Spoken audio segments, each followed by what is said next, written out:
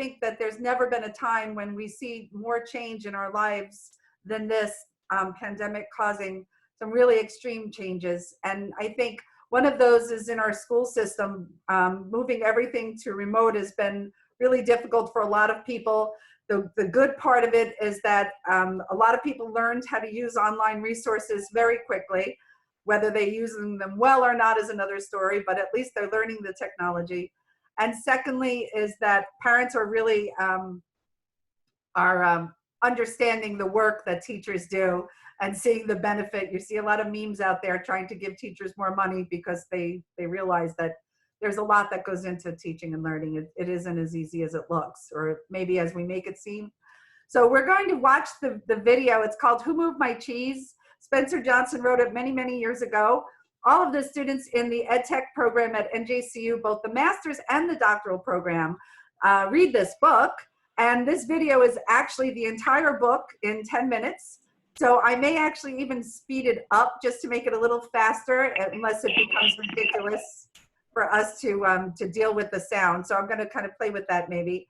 But let's watch the video. If you have an issue with my sharing the screen and showing the video, I've put the link to the YouTube video in the chat.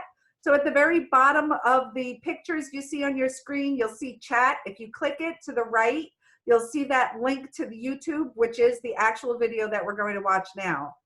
So let me share this.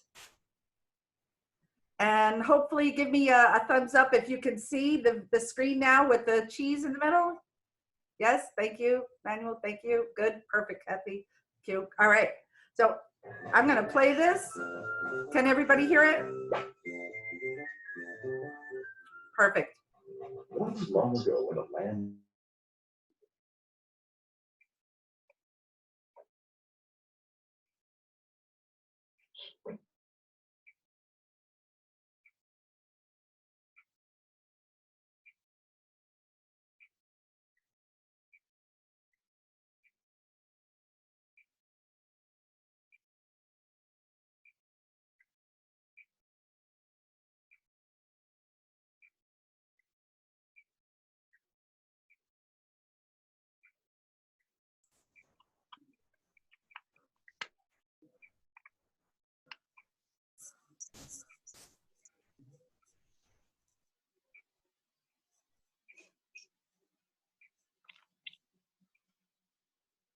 We can't hear it anymore. Dr. Z, I think when you muted yourself, we lost sound. So that's better. Call for peace of mind. Thank you. for her, she's met living in a cozy cottage with a loving family on Cheddar Lane. To him, cheese meant being a big cheese in a mansion atop Camembert Hill. Eventually, they all discovered their own kind of cheese in Cheese Station C. Every morning after that, Snip and Scurry woke early each day and ran the same route through the maze to Cheese Station C. Snip and Scurry hung their running shoes around their necks in case they needed to get to them quickly. But Ham and Haw awoke each day a little later and sauntered over to Cheese Station C. After all, they knew where the cheese was and how to get there, and they assumed it would always be there.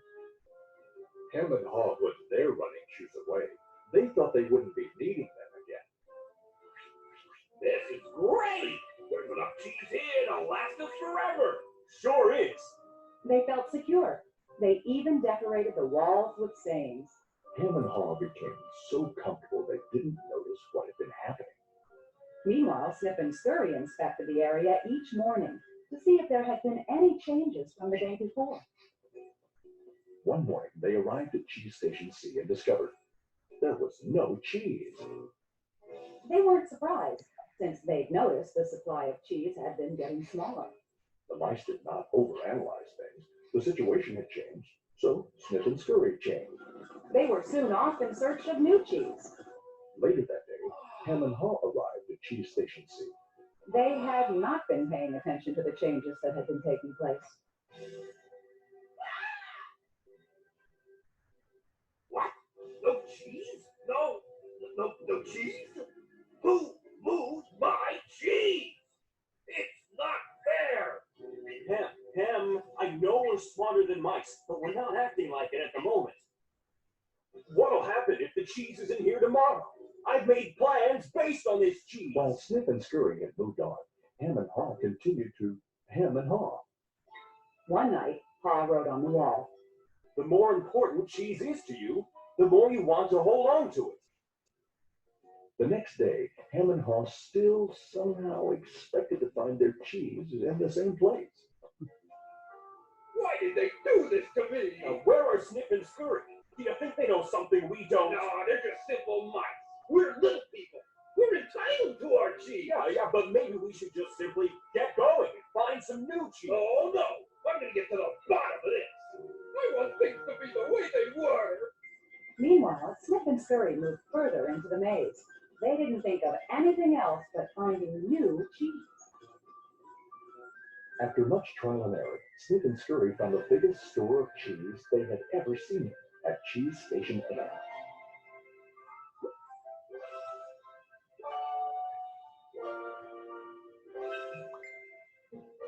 Meanwhile, Hem and Haw were still hemming and hawing at empty Cheese Station C. Then Haw began to imagine himself out in the maze, finding fresh new cheese.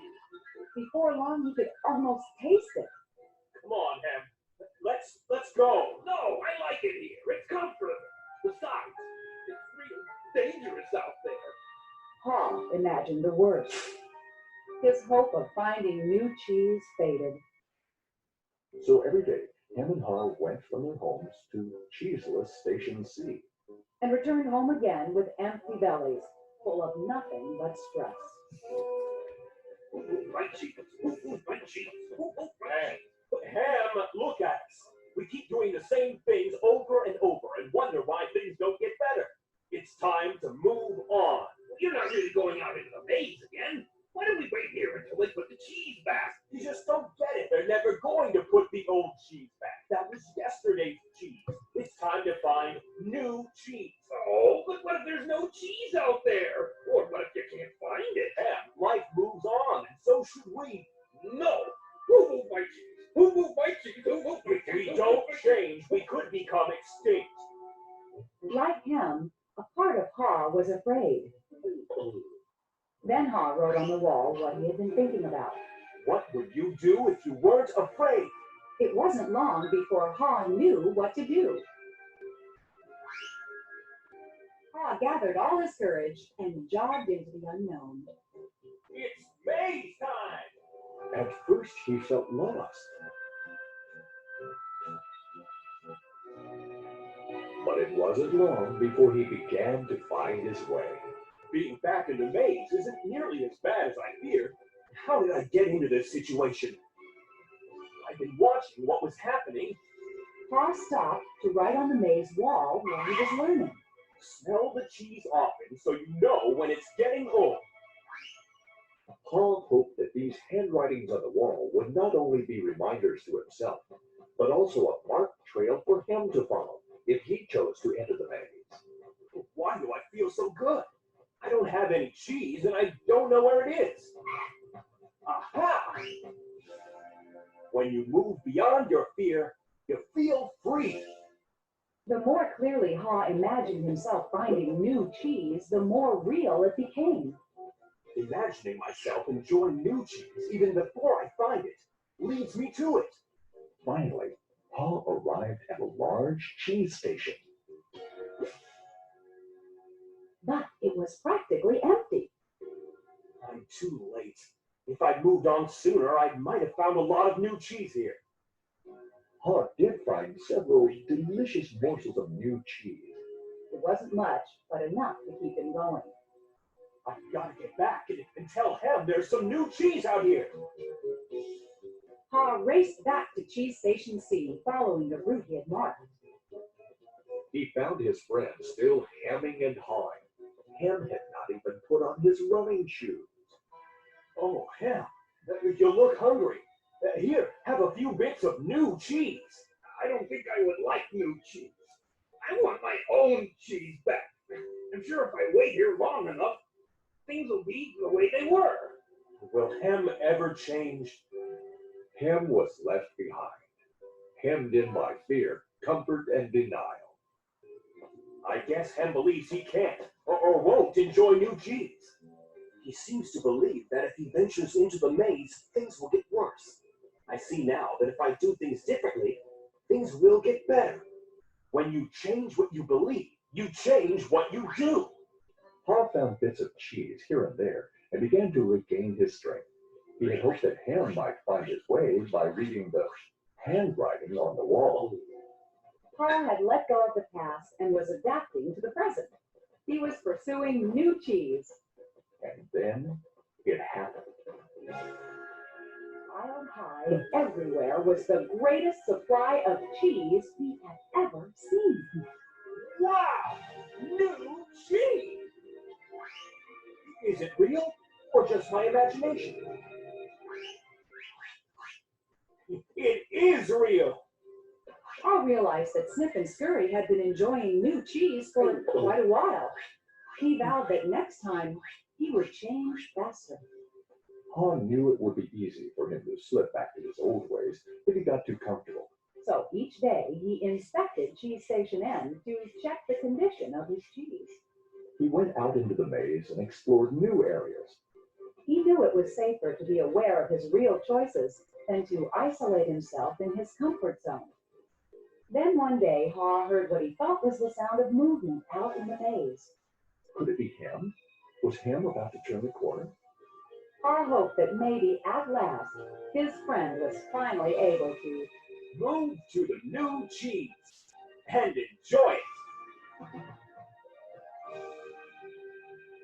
Can you read the handwriting on the wall? Change happens. They keep moving the cheese. Anticipate change. Smell the cheese often so you know when it's getting old. Adapt to change quickly. The quicker you let go of old cheese, the sooner you can enjoy new cheese. Enjoy change. Savor the adventure and enjoy the taste of new cheese. Be ready to change quickly and enjoy it again. They keep moving the cheese.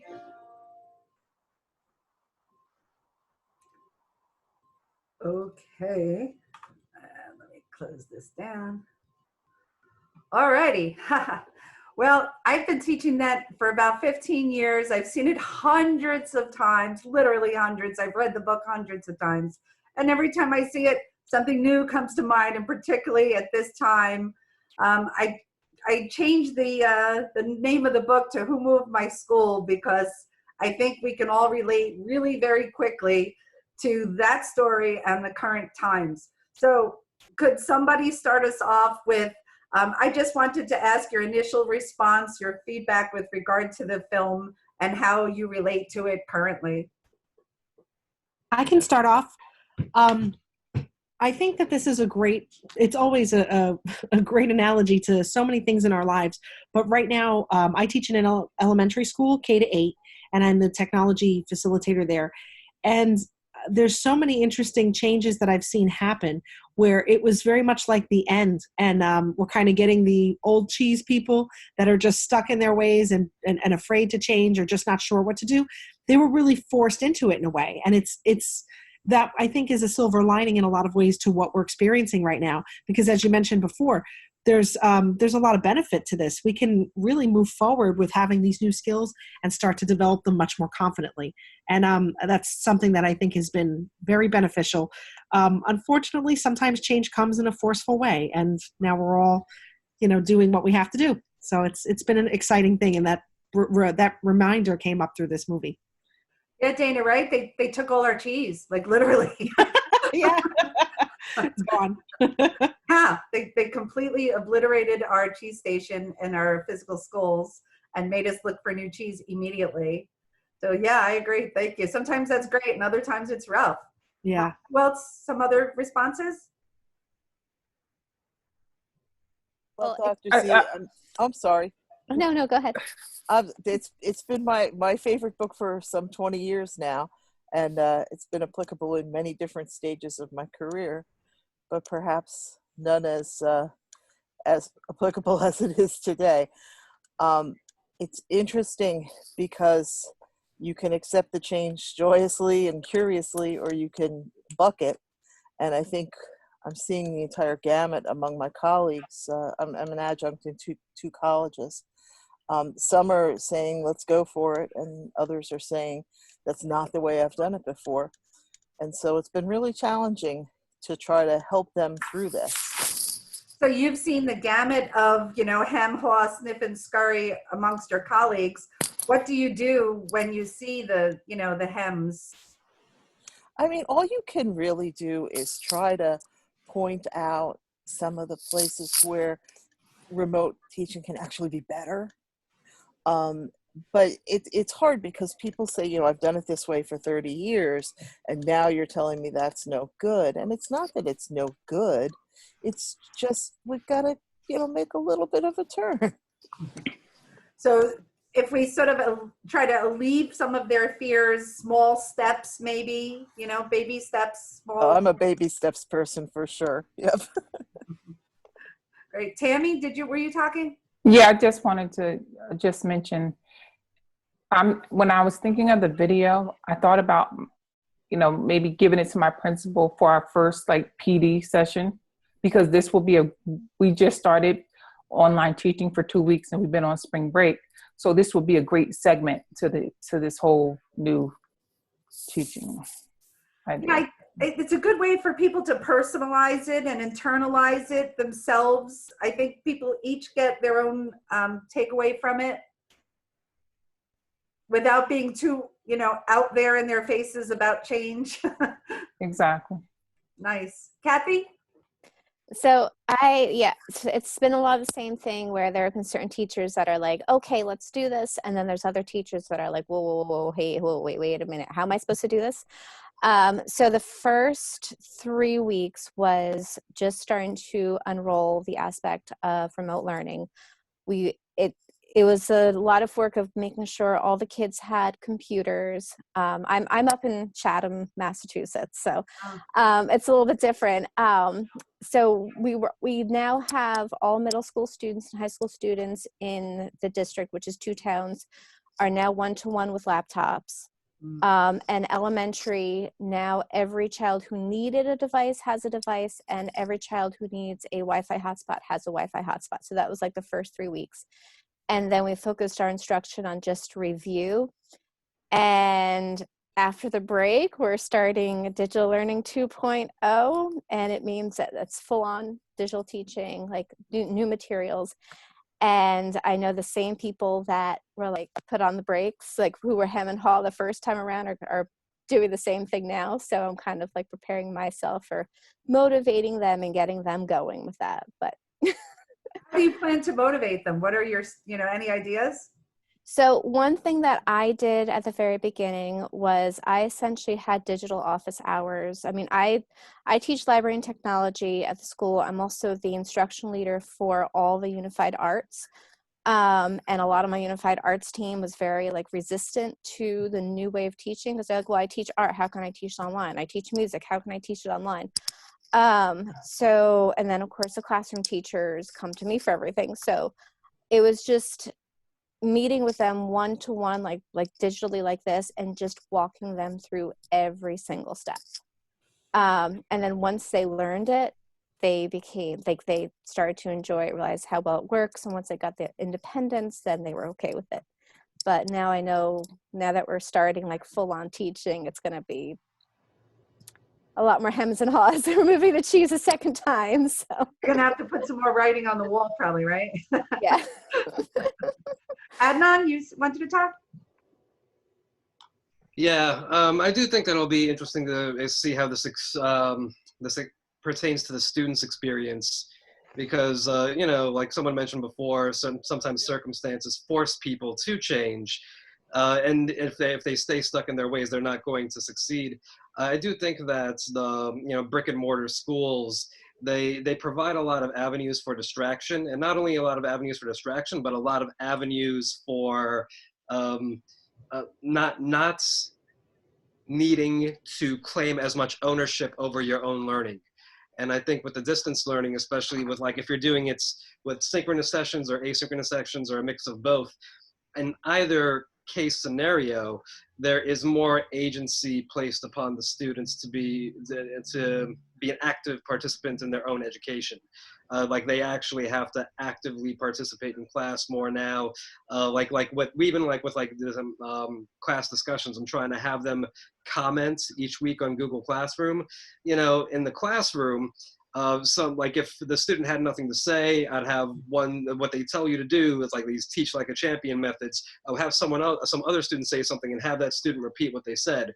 And the rationale is that they're supposed to like maybe through the repetition sort of gain something from about the skills that you're doing or the content that you're going over, or the skills with respect to the content, but oftentimes they're just mindlessly repeating stuff. And I do think that they have to think a little bit more about their responses now because of that, because of the classroom environment being now removed from the equation. Yeah, you make a really important point, right? So not only are we changing how we teach and how we administer education, but the students are changing the way they learn. And one of the benefits that those of us that teach online know is that you really can't hide when you're teaching. You know, your students can't hide. They have to respond. They're right in front of you, and you can sort of create your online learning environment in such a way that it really is so participatory that they definitely are changing the way that they learn. And that's something that we have to be aware of and perhaps support for our students too. Yeah, I know I've got 2 college students at home that are complaining a lot about the way they're learning now.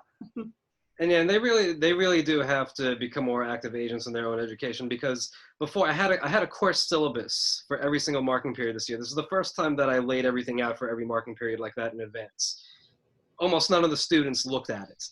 And a lot of the students are still doing the same thing. And I'm trying to contact the parents and look, they're not going to be able to get away with not looking at it anymore, because they're not going to be sitting in a room with me for 45 minutes a day reminding them of what to do.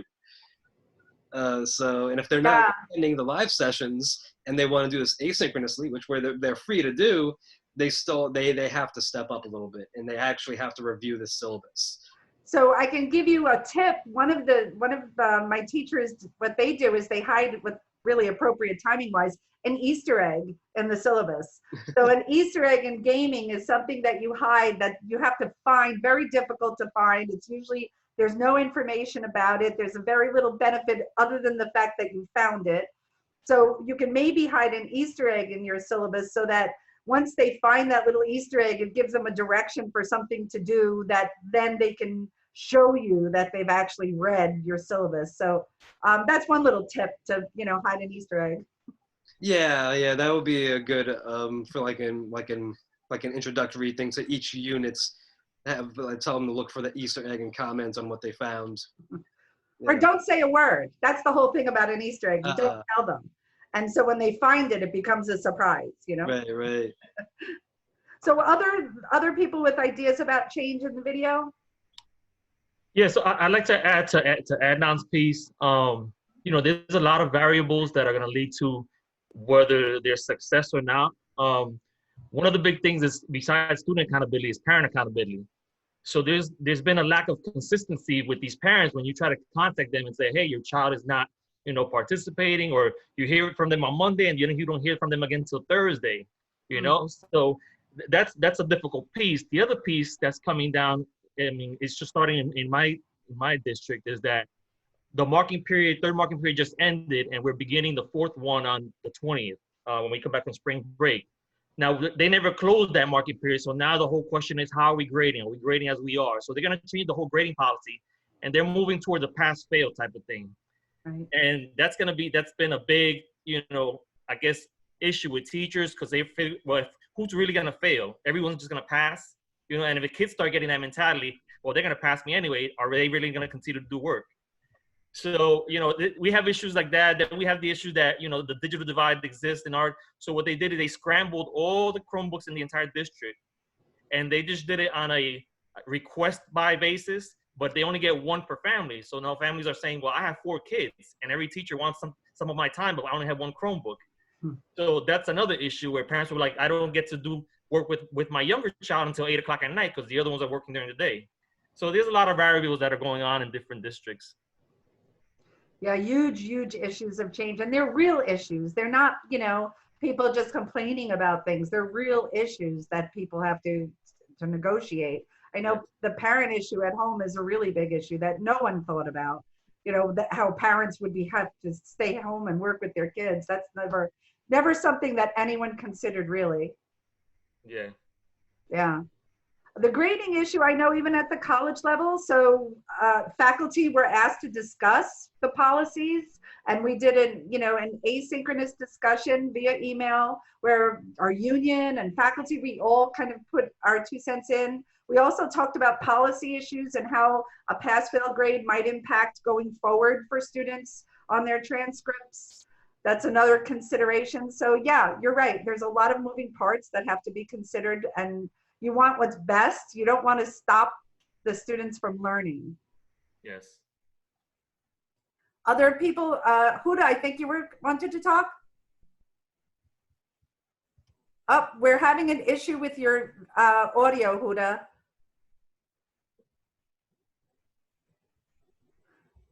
So maybe, let me see, maybe make sure you're not, no, you're not muted.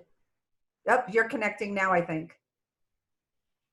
Audio. Okay. Yeah, we can hear you now. Okay, I got it. Okay, it's a, well, I'll make it short. It's a beautiful expression of the approach of the program, you know. Okay, so I just muted Huda because I was getting horrific feedback. Huda, I don't know if you can try to fix your audio. I'm sorry, repeat. Yeah, no, it's everyone else, I'm sure. We're still getting horrible echoes. You can mute it if you like. Yeah, so maybe you can put your question in the chat. Could you type it in and then I could read it out for everyone. I have you on mute right now though. So there's other people that have put things in the chat, and I just wanted to kind of go through that. Kathy, you talked about using Easter eggs in standard instruction and that students are really motivated. Let's see. Yeah. And Susan had asked about the Easter egg. So maybe you guys want to just discuss that real quick. So basically what I do, because I teach elementary school, so I have pre-K through 4th grade. My Easter eggs are always Disney focused because Laura knows I'm a big Disney person. And sometimes my Easter eggs have nothing to do with what I'm actually teaching, but the kids have to listen and pay attention through the entire lesson in order to pick it up. It might be what I'm saying to them. It might be in Google Classroom. It could be any part of the instruction, and the first student to find it says it, and then I give them a little prize. So I've continued that, and then I track like which student identifies it. So like when we do get back to school, they get the little prize out of the prize box. So basically it is different for every single class. It does mean I have to keep up with it, but it's a little fun thing that I throw in. It keeps me motivated as I'm doing lessons, because if you are well, we call them unified arts up here, but if you are a specials, the amount of times that you teach the same lesson can get pretty like mind-numbing, because if you're teaching the same thing to same 4th grade every single day, because you see them once a week, it helps me stay motivated within my lessons. And when it comes like something, for example, something in the syllabus, if like the bottom, like click on this link to respond to a Flipgrid about your favorite, about what you think is going to happen with the baseball this summer or something, like even something unrelated, it kind of gets them motivated to do it and look through the whole thing. I also make and like now what I've been using Flipgrid a lot for a lot of my Easter eggs, where the students are able to respond through that, or it's like a tiny link to a Loom video, then they respond to that, so I know that they've seen it. And so that's how I use Easter eggs now with remote instruction. What is an Easter egg? Is it something that just you place it like on your website and they get to a certain point and they click on it and something pops out the site, or? So basically the way I think of Easter eggs, one thing that Disney World does is in their like they have them at the parks, but they also have them in their movies, where it's a reference to another movie or another Disney character that is completely unrelated to that movie. So basically what I'll do is, like, if I'm in the middle of teaching, then I'll either give a quick reference to, because I keep my stuff Disney focused, to like a Disney movie, or like I'll say something like, remember, no touchy, no touch. And the kid who knows that's from The Emperor's New Groove, they'll raise their hand and be like, oh, that's The Emperor's New Groove. Or like they'll come to me later that day, say, wasn't that quote from? And then like that's how they respond to me. But the way that I do it now with remote learning is, like, I have my lesson plans, like they click on the link and they go to Google Doc.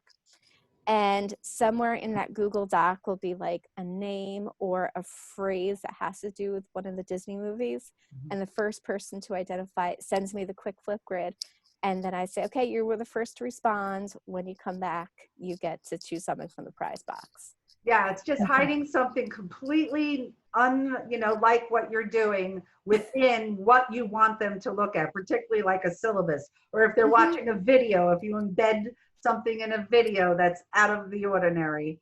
It's completely out of the ordinary. It's why it's kind of called an Easter egg. It's not something you usually find there. So thank you. One of you were talking about using Google Meets as a social worker. Could you give us a little bit more insight into that? I guess T.S. Healer? I don't know if you've got audio, maybe not. We also use Google Meet. Okay, and so are you using that to promote, to help people dealing with change or with other issues?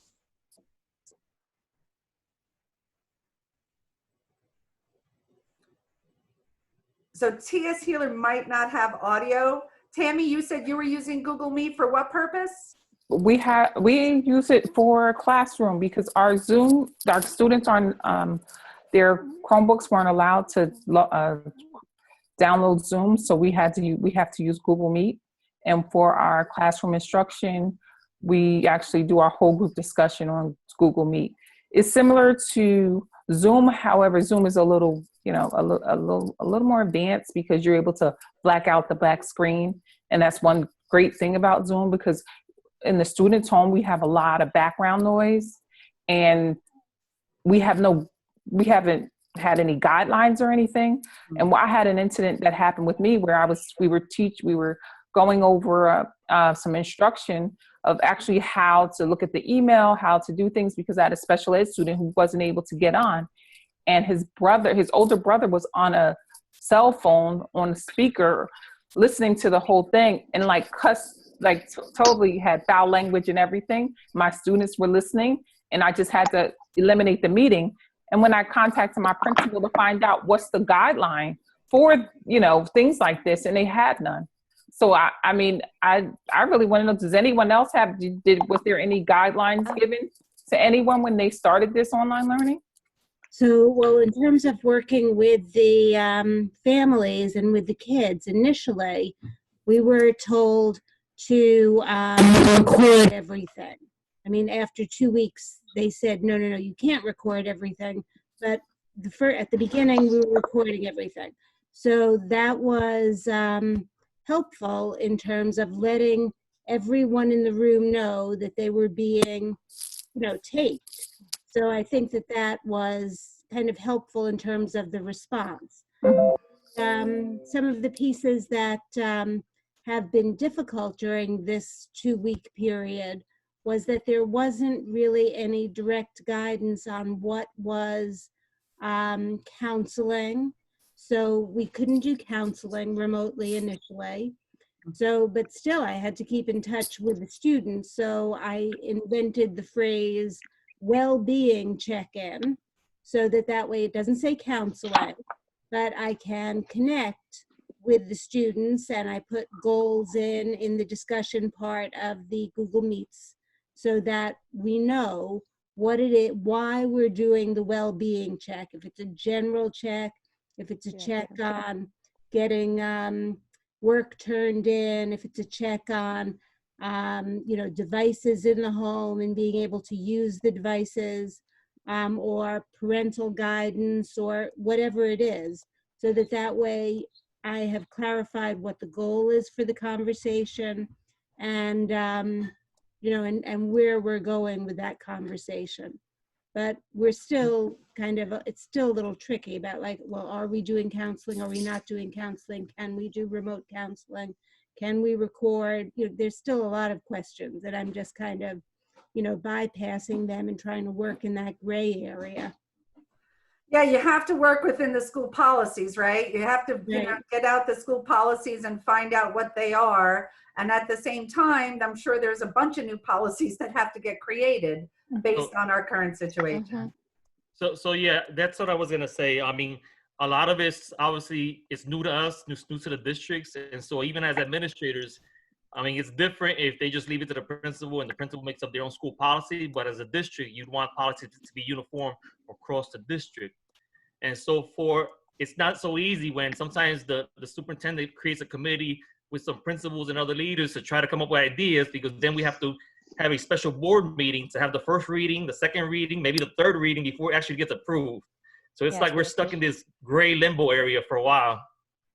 And there really needs to be a change to the policies about creating and approving policies, right? Yes, definitely. Yeah. I mean, that's first. I mean, that's what the government is trying to do too, right? Stop all of the red tape so that we can get things done more quickly when we need to get them done more quickly, which is right now. Correct. Cynthia, you had raised your hand? Cynthia Trello? I think I also was trying to use Google Meets as well, but then my district decided to go against Google Meets, but go against any video conferencing whatsoever. Due to, I think it could have just been that similar as the lady that had spoken before about the foul language. It could have happened. But I personally use Google Meets only for those students that had a question on an assignment that I was posting, or that, just a simple further explanation. I wouldn't actually use it with my entire class, because unfortunately I only have half an hour with my students. And I have over 100 students. To have all 100 within half an hour and trying to explain it one by one, it would have been very, very difficult. Yeah, really, we need to develop more creative ways. Right now, I just read that Zoom is being outlawed in a lot of different countries. They're actually people are finding ways to steal Microsoft passwords through Zoom meetings and things like that. So a lot of new things are coming up where we might find that live interactive conferencing might be curtailed for specific reasons. And I notice a bunch of you are giving some tips and tricks in the chat with regard to Google Meets and how to use those.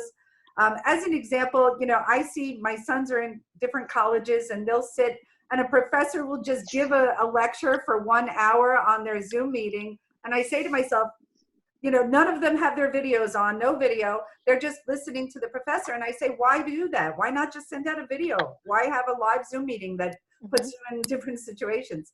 So if you can find ways to do things where you don't need to have it synchronous, then you should do that.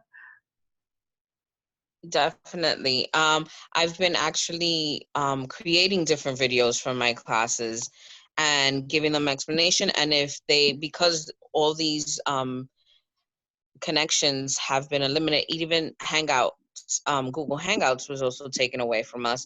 So I just tell my students, if you have any questions, just send me an email and I'll answer it as quickly as I can. So that has made it a little bit easier. Going back to the earlier conversation about the differences, I've also seen that through this distance learning, the students are also, it's more student accountability, meaning that they have to read directions to certain things because they're very quick to just see what other students, if you're in the classroom, see what other students are doing instead of actually reading the directions, going through what they need to do for a particular assignment. you know, not only that, but the directions need to be super clear, right? So if you have like Yeah. a due date on one site and you send an email with a different due date, you're going to get all kinds of emails going crazy. Students really upset because of the differences, and you know, when things are not what they appear to be, that gets people really frustrated. So we're trying to bring down that level of frustration. As we saw in the video, when you see people that when you change things, that level of frustration just skyrockets, because you know, a lot of fear comes around things that we don't understand or that we can't expect. Emily, you wanted to say something? Hi, everyone. Well, first of all, I'm super happy to see everybody because it's been a while. And I'm sorry for jumping in late. I missed the beginning of this meeting. I was on another meeting, but I'd like to, I mean, based on what I've heard, I'd like to offer a couple of slightly different viewpoints, just shift perspectives if possible. I think the current situation, for the lack of the better word, allowed us to see the new metrics. And that metrics has to do with adaptability, how adaptable some people are versus how inadaptable they are. And those that are inadaptable really struggle through the most. And I mean teachers now and faculty members at the college, particularly the one that I'm at. And students, therefore, are struggling just as well. So when faculty struggles, students are struggling. Another point that I've noticed, more than ever, we could see the differences between online learning design versus delivery. What happened is in about 2 or 3 weeks, most faculty members those who didn't teach online before, had to quickly jump and redesign their courses in such manner that they could deliver them virtually. Well, essentially what's happening right now is people are delivering courses that they haven't designed, that were just quickly ad hoc put together. Forget research, forget theory, forget everything we know in best practices, just run with it. Provided it's an emergency situation and we had to do it, it may have to do, because that's what we deal with. But with that may have to do attitude, we also need to remember that we live in such challenging times that when compassion and understanding really come forward ahead of that may have to do attitude. So if both faculty and students approach that may have to do in survive mode with compassion and understanding, then it'll be okay, because that's what we all in. And therefore, we strive for flexibility. We'll really strive for those options that Dr. Zieger mentioned, pass-fail options, extended periods options, and then so forth. So I think this is a truly unique opportunity to see virtual teaching and learning at its best for those people who are adaptable and knowledgeable and so forth, and also at its worst, unfortunately, by those people who are not as adaptable or not as flexible as we would love them to be. And of course, everybody needs compassion and understanding. These are the main themes of the current times. Thank you, Emily. Yeah, I think you hit it on the head in the beginning when they took their cheese and they just started running it through the maze like, where's our cheese? But once he found cheese, he started the checklist, right? Going through the maze, doing a checklist, writing on the wall, making it more systemic, like, you know, systematic. So yeah, you're right. Right now, a lot of people are just sort of thrown in, but as we're moving to summer and most things are continuing online in the college sector, we really can take the time to design really great online learning if you haven't done it before. And for those of you that are in K-12, you know, you're really not sure of what's going to happen in the future. It's a time of crazy uncertainty, but at the same time, you do have access to all these wonderful online resources now that you can definitely incorporate. Knowing that, hey, you never know what's going to happen in life, right? The cheese might get moved. I wanted to sort of shift really quickly to how all of you are doing. How are you feeling? Who are you in this maze right now? And, you know, how are you dealing with your own thoughts and fears about change?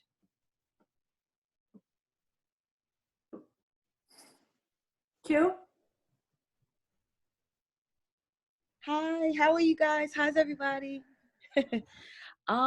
So I'm gonna answer your question and also attach a response to just talking about change in general with the teachers in regards to special education. I teach autism, first grade and kindergarten. So for us, the struggle is because our students can't sit in front of a screen for long periods of time if they're not medicated.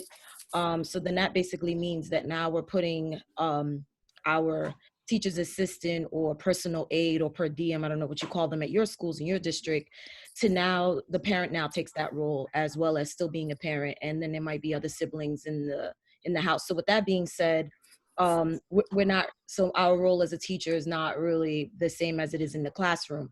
So almost all of the teachers in the special education program were struggling with that.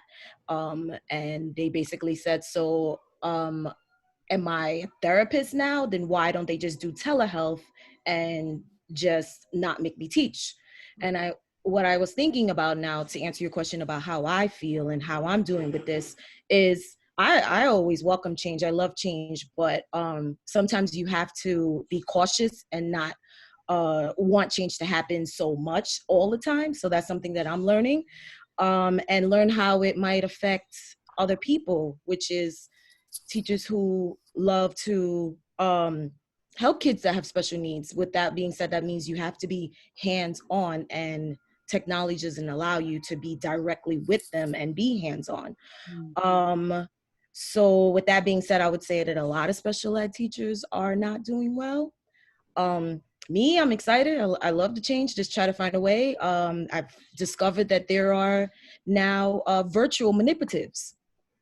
So that allows you to take that place of being there and helping the child with the supports that they need, whether it's poor fine motor skills or gross motor skills or focusing. And another reason why special ed is also not doing well with the change is because maybe about 3 or 4 districts that I know about, they gave out pamphlets and all the techniques that you guys are talking about, and I see you sharing here on the chat. But in our folder for special ed, it's just ways to help the parents cope and behavior issues. That's sad. So we weren't prepared to help our kids that's special needs. Yeah, Q, this is a perfect opportunity for you to develop some resources and really start doing a lot more research in that area. And you're right, super tough. I've read a lot about parents with kids with special needs having real difficulties at home trying to do things. And the teachers really, feeling that frustration. Yeah. So I have a website. It's a new website that came out. It's called educatingalllearners.org. And it's built for special ed teachers and gives them specific guidance on how the teachers can deliver online lessons to students in special ed. And that's from K to 12.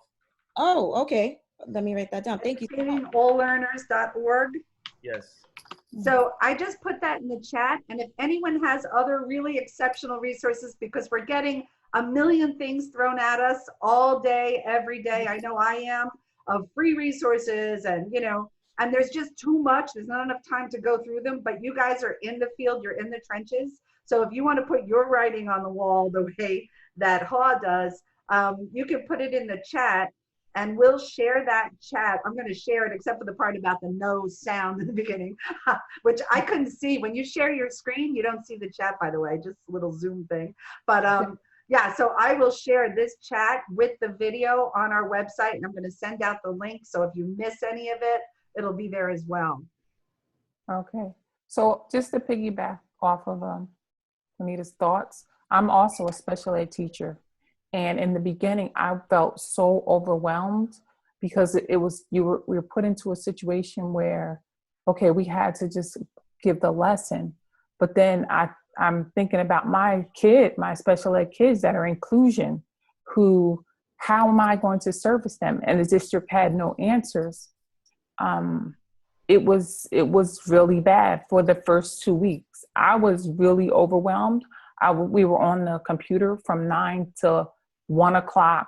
with the students. That's with the whole class. And then you had your students who weren't on. And then you had students that wanted to get on later.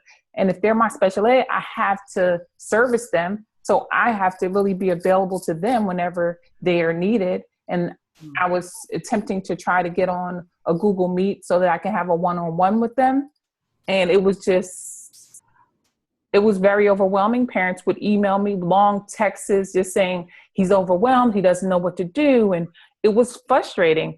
But for the students that were able to get on the computer and I was able to actually do the Google Meet with them, now when we go back to school, it'll be much smoother. But for the students that never even attempted, or they're not doing the effort or the work, they're not doing anything, this student accountability and parent accountability is a big factor.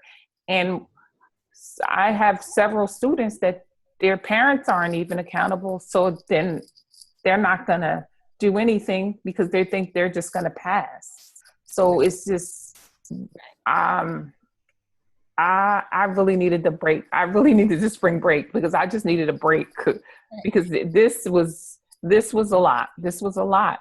But I'm familiar with computer and the programs, and I can create forms and I can do a lot. So that really helped me out because I was able to give them alternate things that would help them out.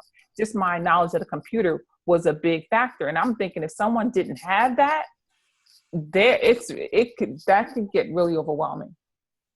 I teach fourth grade special ed inclusion. We have 25 students and we teach every subject. Everyone else in the district they're either teaching ELA and social studies or math and science, but we teach everything. So we had to be on every day for every subject. And it's just a lot. It's a lot, but we're going to get through it. That's our whole thing. It's like, we're going to make it happen and they're going to get it and we're going to get through it. So a lot of the discussion in education today is about the issue you talked about, right? Those students that we're losing. And this is at every grade level, right through college. It's, the students that aren't paying attention, that aren't on the Zoom or any other video conferencing meetings, the parents that are not answering, in a timely fashion. And I know that everybody right now is really worried about these students just kind of getting through and passing without really learning. I think at this time, we've got to do a little bit of what I think HAW does, and that's trying to help them, put writing on the wall, try to give them cheese, even though they might not think it's good for them. And then perhaps after this craziness of the pandemic is over, we can then start to talk about more academic integrity and issues. I kind of feel we should err on the side of compassion this time around. More so than worry about if they're going to miss that portion of the curriculum. I think next year we're all going to have it a little harder in making up the review portion of things. But at the same time, right now, we don't know what people are going through in their lives, and they're probably going through some pretty rough times. So one of the reasons why I wanted to have this thing and talk about the video of change to begin with in Who Moved My School is that a really important thing that we as educators have to balance is that we try to also bring our students a sense of happiness and joy. As teachers, we do a lot more than educate. So perhaps if you can bring a little of that into your classroom at the same time, and I know, it's difficult as it is to try to educate, but for example, all of my courses and my program is completely online. I didn't need to do any of these webinars. But at the same time, I know my students are going through difficulties now. And so I'm trying to do more so that I can help them, even if it's only to allow them to share and talk a little bit about their challenges and maybe help each other. So that might be part of what we consider as we're moving forward is, talking to other people to try to help each other, emotionally. And I know Martha here and some of our other counselors will be the first to say that that's probably more important than anything else. So we only have another minute or two left. I'd love to have anyone else who hasn't had an opportunity to participate, or even if you did, give us some closing words with regard to our changing times. You know, I wait like crazy, so. And then I'll call on someone, which is horrific. Don't make me. Just a caveat I'd like to bring up, and I don't know, I like to see if you notice similar things going on. But just from what the students are describing, it seems like they've been just given a lot of busy work, and they've been bombarded with just multiple assignments, like, 20 in each class. I don't know, have you been noticing that going on? Do you think that that might be like a conversation worth having with our departments and everything? Like, how many assignments should we be giving them, and how much time should we allot for them? Because it does seem like they're just, that and even the parents encourage this. They just want the students to get everything done. They don't want them to pace or anything. Even when the parents contact me, even what they say, the language that they use, oh, I asked them if he did the work. I'm like, don't ask them that. Don't ask them that, because they're gonna say yes. And if you just badger them to do the work, they're just gonna hand me some random thing. Yes. And it's not gonna be good. Ask them what they're doing and what they're learning and what the skills are.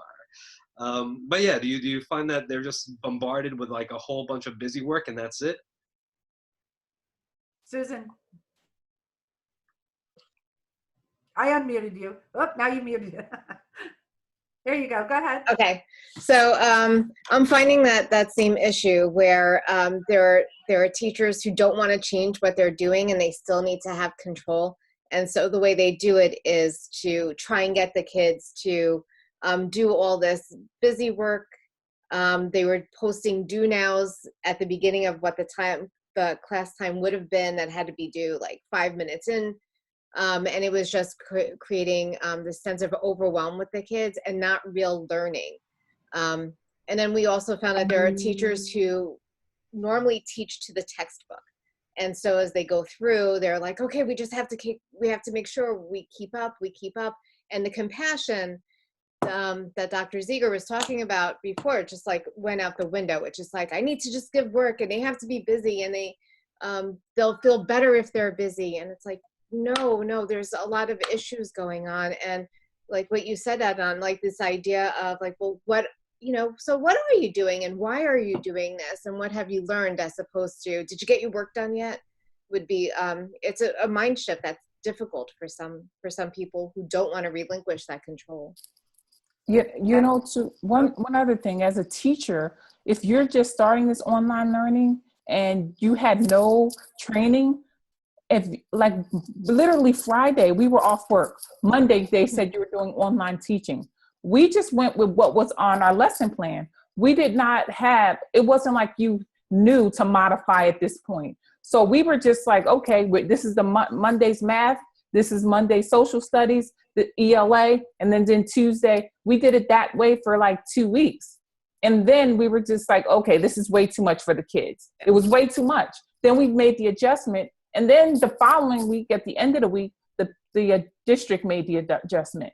But when we first started, we had no idea. We didn't realize like we're online learning now. So we didn't even know to actually modify lessons. So I think that was a huge part of it also. Yeah, 100%. When you're thrown into something, you got to do what you got to do to swim. But now as time is going on, we know that we can, we're learning what's best, what works best. Jen, are you there? You have your hand up? Oh, wait, I'm unmuting you. Go ahead. Hi there, everybody. First, I just want to say thank you to all the teachers out there. I'm a school administrator, and what you're doing is amazing. You might think it's overwhelming or you're not doing the right thing, but any contact and communication that you can have with your students and your families right now and your teams is huge.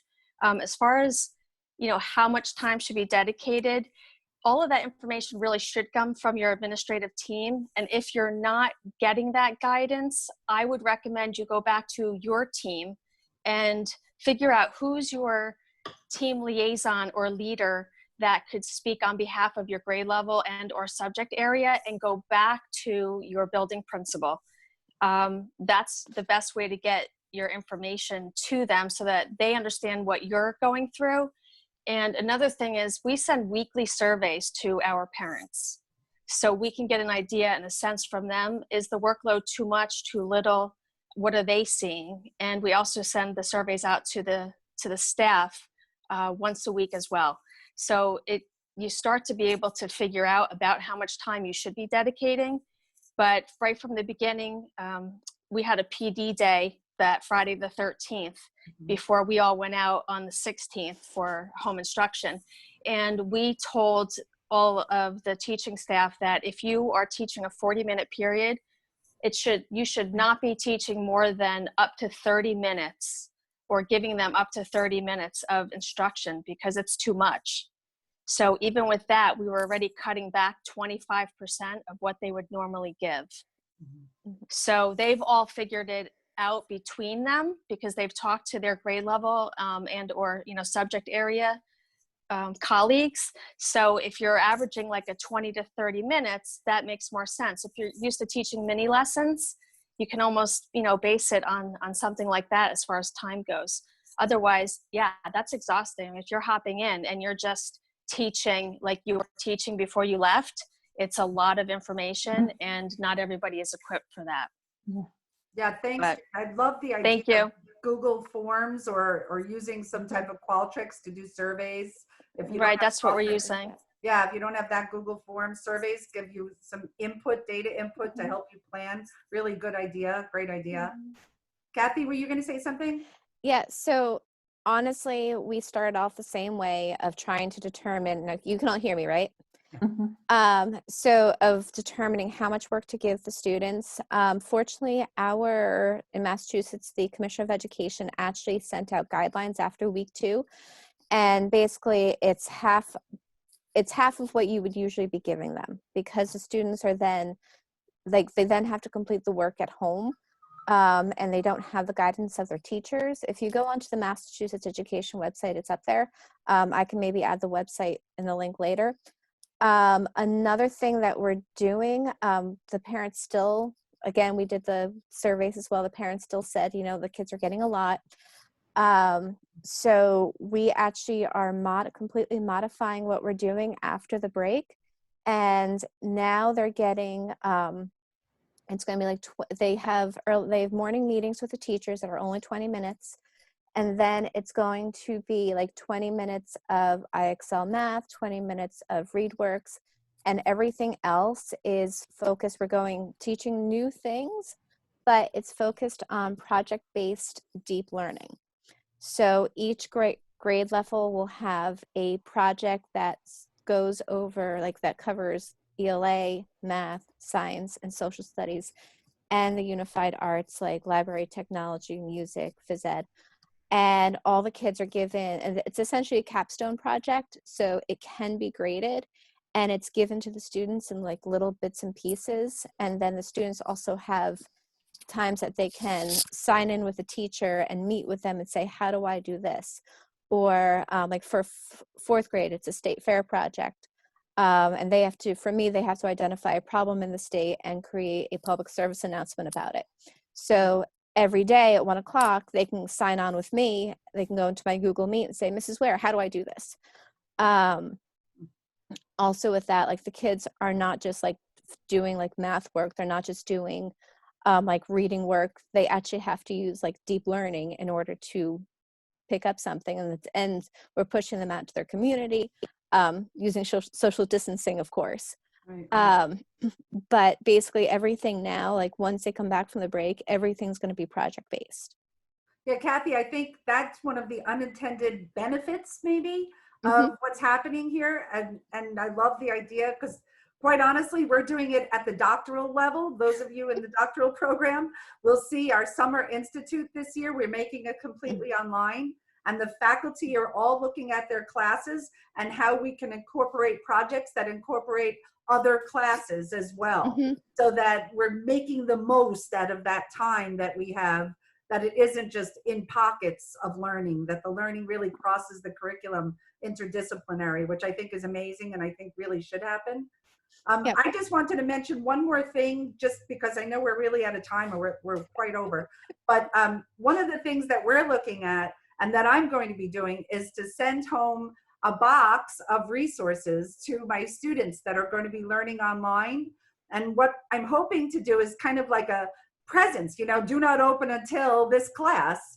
And so that there are resources that we can use and perhaps use amongst different classes, not just with one professor, but this robot can be used for data analysis. This robot can be used to learn coding. This, you know, wow. yeah. So we're going to be using these resources across the disciplines.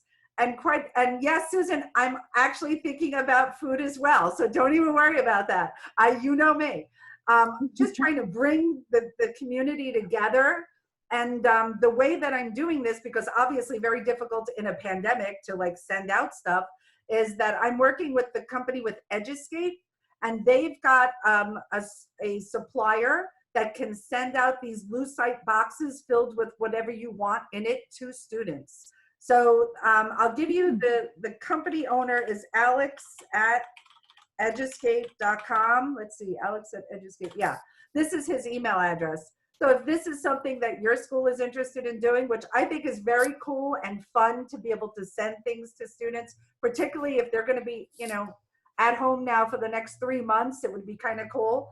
And why not have them use these resources in addition to resources in their home? So it doesn't just have to be what you send. You can actually have them collect stuff that, you know, if you're going to be talking about artificial intelligence, what in your house might be smart and that you can incorporate into the lesson. So start using resources that kids have in their houses that most kids can find, you know, that we can make a little more fun and interesting. Just some different ideas. All right, I'm going to end this because I've kept you on longer than I should, but I really hope that at least this helped people to kind of see that we're all in this together. This change is a huge change that's, you know, really all of us are impacted in all different ways and in many, many ways. And so if you start to feel a little hem and haw, don't worry about it because there's better cheese. There's a new cheese station. And online learning can be exciting. I think it can be better than in person in some ways, not in all. And so try to do what you can to help your fellow colleagues as well as your students. And hopefully we'll get through this even better than before we started. So thanks for coming, everybody, and watch for the website. We have a great webinar tomorrow. As a matter of fact, the guy that I just mentioned, Alex Uria of Eduscape, is doing the webinar tomorrow. So stop in, you'll see it on our Facebook for sure.